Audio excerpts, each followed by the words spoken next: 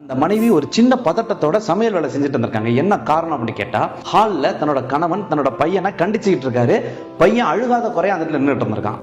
தூரத்துல இது எதுவுமே நடக்கல அப்படிங்கிற மாதிரி மூச்சு பயிற்சி செஞ்சுட்டு இருந்திருக்காங்க இவங்களோட மாமியா. அப்பா சொல்லிட்டு இருக்காரு, வர வரும் போக்கே சரியில்லையே, கிளாஸ் டீச்சர் ஒரு ஹோம்ஒர்க் கொடுத்தாங்கன்னா அதை கரெக்டா செய்யணும், பக்கத்துல இருக்க பசங்கிட்ட பேசக்கூடாது, இப்படின்னா அவன்கிட்ட எத்தனை வாட்டி சொல்லியிருக்கேன். இது எதுவுமே செய்யாம திரும்பி திரும்பி தப்பு பண்ணிட்டு இருக்காமல, இனிமே அப்படிலாம் செய்யக்கூடாது. இவன் எதுவுமே சொல்லாம அமைதியாக வந்திருக்கான். என்னடா நான் சொல்லிட்டே இருக்கேன், எதுவுமே பதில் பேச பண்ணிட்டு இருக்கேன்னு கையில ஸ்கேல் வச்சிருந்தாரு.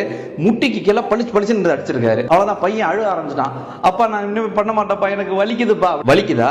வலிச்சா தான் மறுபடியும் இப்படி பண்ணக்கூடாது அப்படிங்கிறது உனக்கு தோணும். நேத்து குல்ஃபி ஐஸ் வந்திருக்கு, போயிட்டு அம்மா கிட்ட காசு கேட்டு அம்மா தரமாட்டேன்னு சொன்னோட நேரா போய் பாட்டி கிட்ட கேட்டிருக்கேன். என்னடா பழக்கம் அது? பாட்டி கிட்ட போய் காசு கேட்க கூடாதுன்னு எத்தனை வாட்டி சொல்லியிருக்கேன். இல்லப்பா அம்மா காசு தர மாட்டேன்னு சொன்னாங்களா, அதனாலதான் நான் பாட்டி கிட்ட போய் கேட்டேன். சாரிப்பா நான் இனிமே அதுவும் கேட்க மாட்டேப்பா. சரி போ குளிச்சுட்டு வா, ஸ்கூலுக்கு போகணும்ல. இந்த மருமகளுக்கு தன்னோட கணவன் மேல கூட கோபம் கிடையாது, அவங்க மாமியா மேல அவ்வளவு கோபம். ஏன்னா அவங்க ஒரு வார்த்தை சொன்னா இவர் அடிக்க மாட்டாரு, அப்படியே கேட்டுட்டு அமைதியா இருந்துருவாரு. ஏன் இவங்க சொல்லாம உட்காந்துருக்காங்க அப்படின்னு இவர் கோபப்பட்டுட்டே இருந்திருக்காங்க. பையன் குளிச்சுட்டு சோகத்தோட திரும்பி வந்திருக்கான். ஏமா அந்த தட்டுல டிஃபனை போட்டு கொடு, நான் பிள்ளைக்கு ஊட்டி விடுறேன். ரொம்ப அக்கறை இருக்கிற மாதிரி காட்டிக்கிறது அப்படின்னு மனசுக்குள்ள நினைச்சிட்டு வந்து தட்டை கொடுத்துட்டு போயிருக்காங்க. இவன் சாப்பிட்டு முடிச்சுட்டு அவன் ஸ்கூலுக்கு போயிட்டான். இவர் ஆபீஸ்க்கு போனதுக்கு அப்புறம் வேலை செய்யற பெண்மணி வந்திருக்காங்க. வீட்டை பெருக்கி தொடச்சதுக்கு அப்புறம் பாத்திரம் வளர்க்கலாம். சரிக்கா அம்மா எங்க குளிச்சுட்டு இருக்காங்களோ அப்படின்னு சொல்லிட்டு இவங்க தொடப்பத்தை எடுத்துட்டு போயிருக்காங்க. அவங்க குளிச்சுட்டு ஃப்ரெஷ் ஆகி வந்திருக்காங்க. ஏமா சாப்பிட்டியா அப்படின்னு மருமகளை கேட்டிருக்காங்க. மருமகிட்ட இருந்து பதிலே வரல. சரி எனக்கு ஒரு 4 இட்லி மட்டும் டேபிள் எடுத்து வச்சிரு, எனக்கு இப்ப பசிக்கல, நான் அப்புறம் சாப்பிடுறேன் அப்படின்னு சொல்லிட்டு போய் உட்காந்துட்டாங்க. அந்த வீட்டை கூட்டிட்டு இருந்த அந்த பெண்மணி கேட்டிருக்காங்க, ஏன் முகம் ஒரு மாதிரி வாடி இருக்கு, சாப்பிட வேண்டியதானே? இல்ல என்னோட பேரன் நினைச்சிட்டு இருக்கேன். ஏன் பேரனுக்கு என்னாச்சு, ஏதோ உடம்புட முடியலையா?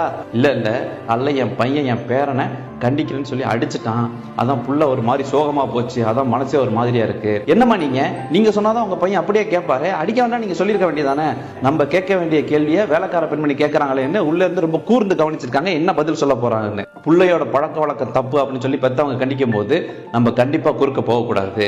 அப்படி போய் நான் தடுத்து அவனை காப்பாத்திட்டேன் அப்படின்னா அடுத்த தடவை எல்லாம் தப்பு பண்ணும் போது என்ன காப்பாத்துறதுக்கு பாட்டி வருவாங்க அப்படிங்கிற மாதிரியான தப்பான எண்ணம் அவனுக்குள்ள வந்துடும். அப்படி பண்றது தப்பு, அதனாலதான் நான் குறுக்க போகல. அதிகமான பாசங்கிற பேர்ல செல்லம் கொடுத்து பிள்ளைங்களை கெடுத்துடக்கூடாது.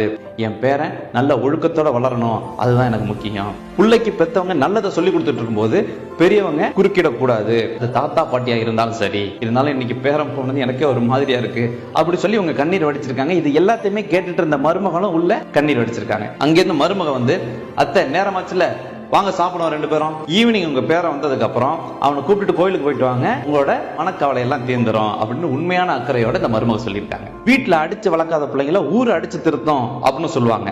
அந்த கஷ்டம் உங்க பிள்ளைங்களுக்கு வராம இருக்கணும் அப்படின்னா கொஞ்சம் கண்டிப்போட பிள்ளைங்களை வளர்க்கறதுல தப்பே கிடையாது. சரி ஸ்கூல் படிக்கும் போது அம்மா கிட்ட அவன் அடியெல்லாம் ஞாபகம் இருக்கா?